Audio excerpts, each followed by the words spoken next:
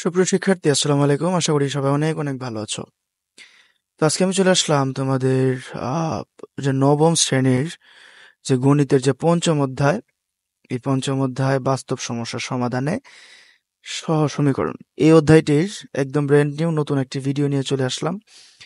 তো আশা করি তোমরা পুরো অধ্যায়টি মনোযোগ দিয়ে পাশে থাকবে, এবং পাশে থাকলে তোমরা যদি পুরো ভিডিওটি মনোযোগ দিয়ে দেখো, আশা করি এই যে এই ধরনের যে দুই চলকের একঘাত সমীকরণ, এক চলকের দ্বিঘাত সমীকরণ, লেখচিত্রের সাহায্যে দ্বিঘাত সমীকরণ সমাধান, দুই চলকের একঘাত এবং এক চলকের দ্বিঘাত আহ, সহ সমীকরণ, এই বিষয়গুলা খুব সুন্দর করে বুঝতে পারবে এবং তোমাদের এই কনসেপ্টগুলা একদম ক্লিয়ার হয়ে যাবে।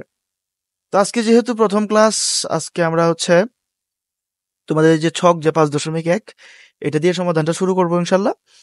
তো আশা করি পুরো ভিডিওটি তোমরা মনোযোগ দিয়ে পাশে থাকবে, এবং তোমরা যারা আজকে আমার এই ভিডিওটি আজকে আমার চ্যানেলে যারা প্রথম আসছো, তাদেরকে আমি শুভেচ্ছা জানাচ্ছি, স্বাগতম জানাচ্ছি, এবং তাদেরকে অনুরোধ করব, তোমাদের যদি পরবর্তীতে অন্য কোনো অধ্যায়ের সমস্যা হয়, আমি কিন্তু অলরেডি তোমাদের প্রথম, দ্বিতীয়, তৃতীয়, চতুর্থ ওই 4টা অধ্যায় কিন্তু অলরেডি কমপ্লিট করেছি, এবং সেগুলোর প্লে লিস্ট কিন্তু আমার চ্যানেলে দেওয়া আছে। তো সেগুলোও দেখে নেওয়ার অনুরোধ করতেছি। তো আজকে আর বেশি কথা না বাড়িয়ে চলে যাচ্ছি আমাদের যে আজকের আহ এই চ্যাপ্টারটির যে প্রথম ছক, এটার বিস্তারিত আলোচনায়। তো শুরুতে দেখতে পাচ্ছি এখানে ছক 5.1 রয়েছে, এবং এই ছক 5.1 হাতে এখানে কি বলা আছে, এক নাম্বারটা যদি আমরা দেখি, দেয়াশলাইয়ের একটি দেয়াশলাই মানে কি, ম্যাচের কাঠি। দেয়াশলাইয়ের 20টি কাঠি দিয়ে কয়টি আলাদা আলাদা বর্গ তৈরি করা যাবে? তো এই হচ্ছে আমাদের প্রথম যে প্রশ্নটা। আসলে এখানে আমাদের প্রথমে হচ্ছে এই বিষয়গুলোকে একটা সমীকরণের মাধ্যমে দেখাইতে হবে, এবং এরপরে এই পাশে হচ্ছে সমাধান করে দেখাইতে হবে, ঠিক আছে?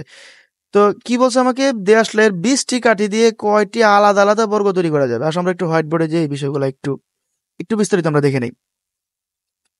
তো বর্গ যেহেতু তৈরি করতে বলছে, তার মানে হচ্ছে বর্গের কিন্তু 4টা বাহু থাকে, ঠিক আছে? তো আমরা হচ্ছে প্রথমে এই যে এখানে একটা বর্গ আঁকলাম। এখানে দেখো তো, এই যে এখানে একটা বাহু, একটা মানে ধরে নিই আমরা, এইখানে একটা ম্যাচের কাঠি আছে, এখানে একটা ম্যাচের কাঠি, এখানে একটা ম্যাচের কাঠি, এখানে একটা ম্যাচের কাঠি, ঠিক আছে?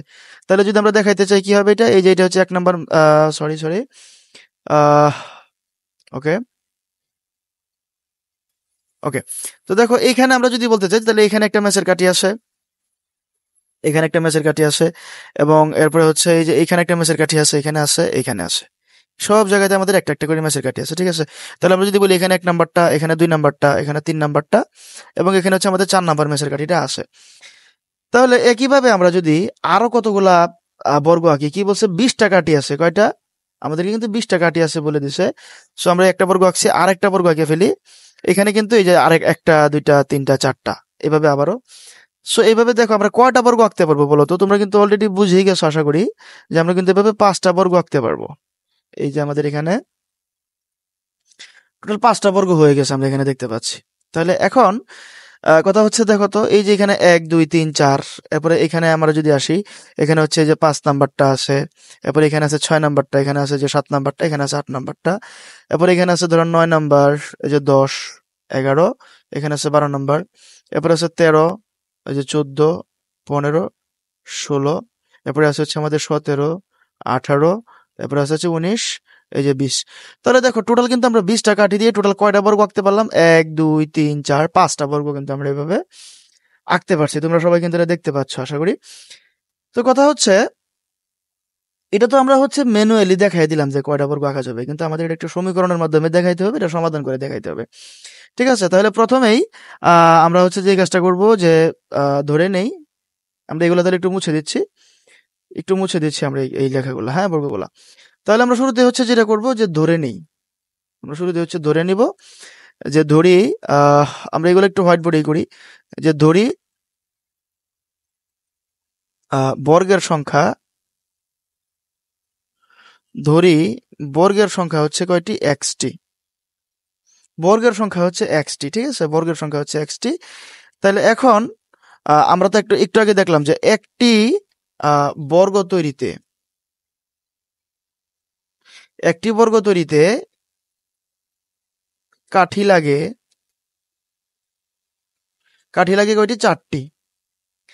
এই যে কথাটুকু আমি লিখছি, বর্গের সংখ্যা এক্সটি, একটি বর্গ তৈরিতে ম্যাচের কাঠি লাগে 4টি, এই কথাটুকু তোমরা কি করবা, এই কথাটুকু তোমরা কিন্তু যে এই বক্সের মধ্যে, এই যে আমাদের যে সমীকরণের যে বক্সটা, এখানে লিখে দিবা যে বর্গ বর্গ হচ্ছে কয়টি, এক্সটি, আর একটি তড়িতে লাগে হলো কয়টি, আমাদের 4টি।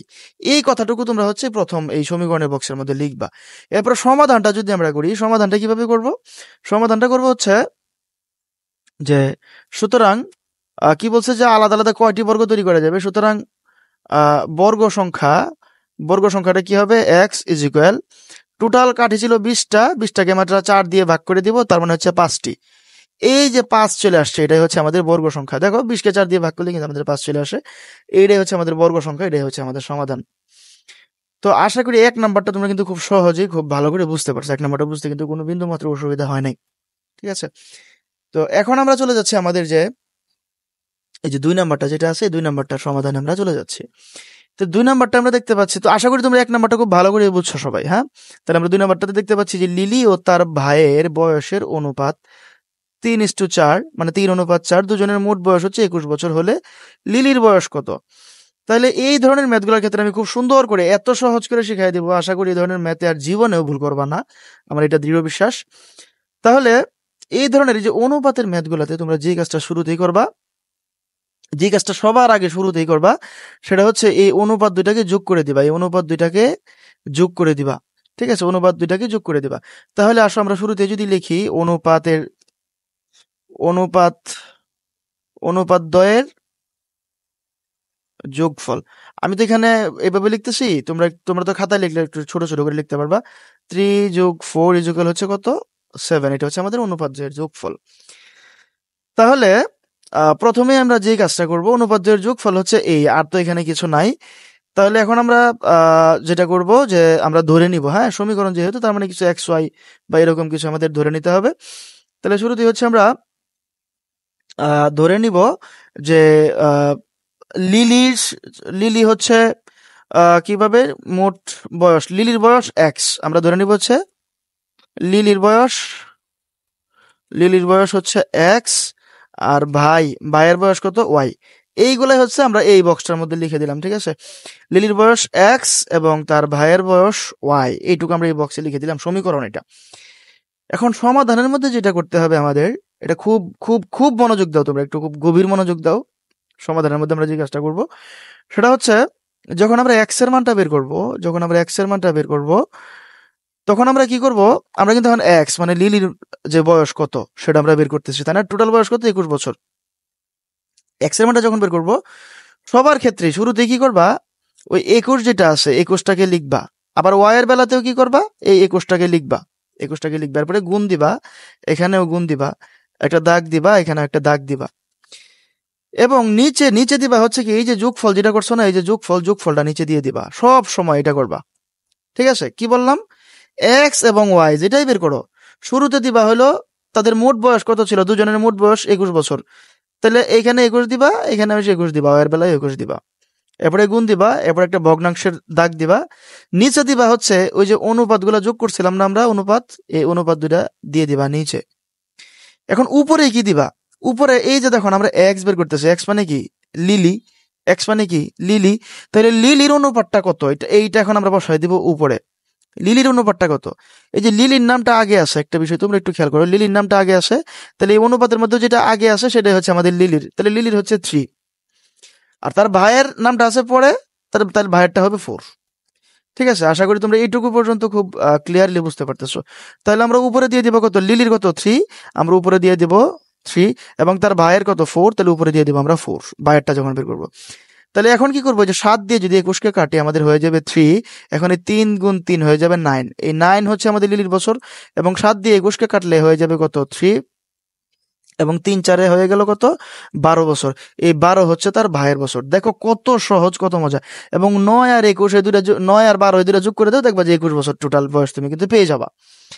কত মজার একটা ম্যাথ, ঠিক আছে, অনেক মজা, অনেক সহজ। আমি চেষ্টা করছি এটাকে একদম যতটুকু সর্বোচ্চ সহজ করে, যতটুকু সহজ করে বোঝানো যায়, আমি কিন্তু ততটুকু সহজ করে বোঝানোর চেষ্টা করছি। আশা করি তোমরা এটা খুব ভালো করে বুঝতে পারছো। ওকে, তো এখন আমরা চলে যাব আমাদের যে আজকের যে 3 নাম্বার যে ম্যাথটা আছে, এটার আলোচনায় চলে যাব। তো এখন তোমরা যারা যারা যে 2 নাম্বারটা যারা মনোযোগ দিছো, আশা করি অনুপাতের এই ধরনের ম্যাথে আর জীবনেও তোমাদের কোনো অসুবিধা হবে না। তো এখন আমরা যদি আমাদের 3 নাম্বার ম্যাথটা দেখি, 3 নাম্বার ম্যাথটাতে কি দেওয়া আছে? সেতু দোকান থেকে 18 টাকায় 2টি ইরেজার ও একটি পেন্সিল ক্রয় করে কোনটির মূল্য কত দোকানদার তাকে বলেনি।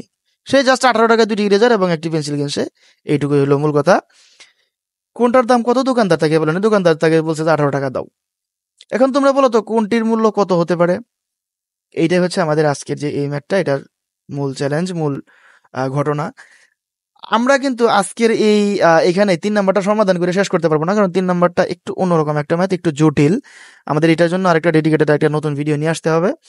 তারপর আজকের এই ছক অনুযায়ী এটা সম্পর্কে জাস্ট আমি অল্প একটু আলোচনা করে দিব, এবং পরবর্তী ভিডিওতে এই 3 নাম্বারটাতে তোমরা দেখো এই 3 নাম্বারটার জন্য এই যে সেতুর এই ম্যাথটা নিয়ে দেখো তোমরা, সেতুর সমস্যার সমাধান, এটার জন্য কিন্তু আরো বাড়তি আলোচনা আছে। ওকে, তো যেহেতু এখানে দেখতেই পাচ্ছ যে আলাদা করে যে সেতুর সমস্যার সমাধান এবং ছক 5.2, এই যে সেতু এখনো কিন্তু আবারও হচ্ছে যে পেন্সিল ইরেজার এগুলো কিনতেছে, এগুলো নিয়ে অনেক কিছু আছে, অনেক দেখো গ্রাফ টাফ অনেক কিছু বিষয় আছে। সুতরাং এটা নিয়ে আমরা আরেকটা ডেডিকেটেড ভিডিও নিয়ে আসবো, এটাই আমি ভাবছি। কারণ এটার জন্য আসলে এই ভিডিওতে যদি এটা সমাধান করতে যাই তাহলে তোমাদের জন্য এটা একটু বোরিং লাগতে পারে। যাই হোক, তো আজকে এইটুকুর মধ্যে আমি জাস্ট অল্প করে ছোট করে একটু আলোচনা দেখা দিচ্ছি। সেতু দোকান থেকে 18 টাকায় 2টি ইরেজার ও একটি পেন্সিল ক্রয় করে কোনটির মূল্য কত দোকানদার তাকে বলেনি। তোমরা বলো তো কোনটির মূল্য কত টাকা হতে পারে? এখন 18 টাকায় 2টি ইরেজার ও একটি পেন্সিল ক্রয় করে, তাহলে আমরা এখন হচ্ছে প্রথমে যেটা করব, প্রথমে আমরা হচ্ছে ধরি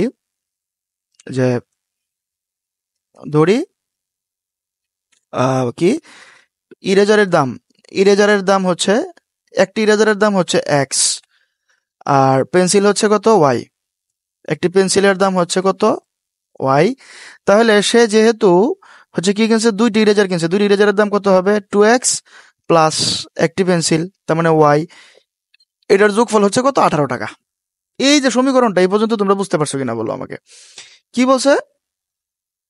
আমরা ধরে নিছি যে ইরেজারের দাম হচ্ছে এক্স এবং পেন্সিলের দাম হচ্ছে ওয়াই। তাহলে সে যেহেতু 2টা ইরেজার কিনছে তাহলে হয়ে যাবে 2x, আর যেহেতু একটি পেন্সিল কিনছে হয়ে যাবে ওয়াই, এবং এই যে দুইটার যোগফল, এই দুইটার যোগফল হচ্ছে 18 টাকা। এখন সমাধান করতে বলছে আমাকে যে এটা কোনটার মূল্য কত। আচ্ছা, এখন কথা হলো এখানে এই যে এক্স, মানে আমি যদি ইরেজারের দাম ধরে নাও, আমি ইরেজারের দাম যদি 7 টাকা মনে করি, 60 টাকা, একটা ইরেজারের দাম 60 টাকা, তাহলে এটা হয়ে যাবে 7 দুগুণে 14 টাকা, আর এটা তখন হয়ে যাবে কত টাকা 4 টাকা, মানে 18 টাকা। এখন 60 টাকা না হয়ে এটা তো 6 টাকাও হতে পারে, তাইলে কি 6 দোকানে 12 টাকা, এটার দাম 6 টাকা, 18 টাকা, এটাও হইতে পারে 6 টাকাও হইতে পারে। আবার এটার দাম তো 4 টাকাও হইতে পারে, একটা ইরেজারের দাম তো 4 টাকাও হইতে পারে, 4 দোকানে দুইটা মিলে হবে কত 8 টাকা, আর এটার দাম হবে 10 টাকা। দেখো, বিভিন্ন কিছু হইতে পারে, তাহলে এটা নির্দিষ্ট একটা সমাধান তো আমরা এখন বের করতে পারবো না, তাই না? তাহলে এটার কিন্তু এই মুহূর্তে কোনো সমাধান নাই। এখানে যতটুকু তথ্য দেওয়া আছে সেই অনুযায়ী আমরা বলতে পারি যে সমাধান নেই। ঠিক আছে, সমাধান নেই, এই মুহূর্তে এটার সমাধান নাই। এটার সমাধান নেওয়ার জন্য আরো কিছু ইনফরমেশন লাগবে, তো পরবর্তীতে আমরা আরো কিছু ইনফরমেশন পাবো এখান থেকে। সেই ইনফরমেশনগুলো নিয়ে কিন্তু আমরা সেতুর যে এই ম্যাথটা এটাকে সমাধান করে দিব আগামী ভিডিওতে ইনশাল্লাহ। তোমাদের কাছে যদি আজকের এই ভিডিওটা একটু ভালো লেগে থাকে, আমি আশা করবো ভিডিওটিতে অবশ্যই লাইক করে দিবে, শেয়ার করে দেবে বন্ধুদের সাথে, এবং যদি ভালো লাগে ভিডিওটিতে অবশ্যই কমেন্টে জানাবে। তো দেখা হচ্ছে পরবর্তী ভিডিওতে। সবাই অবশ্যই বেল আইকনটি ক্লিক করে রাখবে যাতে করে তোমরা এই অনুশীলনীর পরবর্তী ভিডিওগুলোও পেতে পারো। তো সে পর্যন্ত সবাই ভালো থেকো, সুস্থ থেকো, আল্লাহ হাফেজ।